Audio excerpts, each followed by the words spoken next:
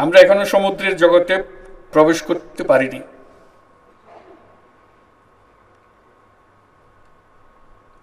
সমুদ্র আমাদের জন্য অপেক্ষা করছে তার উপহার নিয়ে।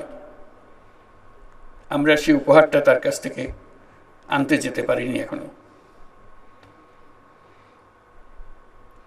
আমাদের জানতে হবে কি কি ধরনের মৎস্য সম্পদ এই সমুদ্রের পানির তলায় আছে।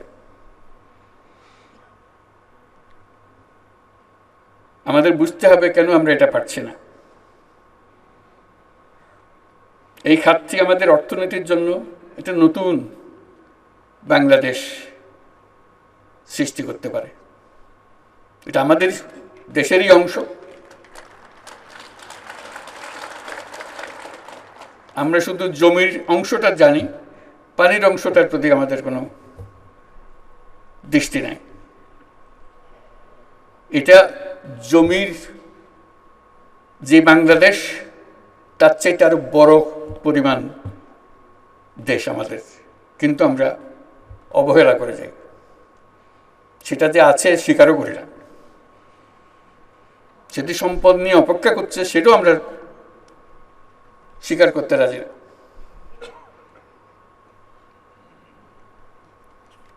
আমাদের বঙ্গোপসাগরে সুষ্ঠু জরিপ পরিচালনা করে গভীর সমুদ্রে মাছ ধরার অঞ্চল চিহ্নিত করতে হবে।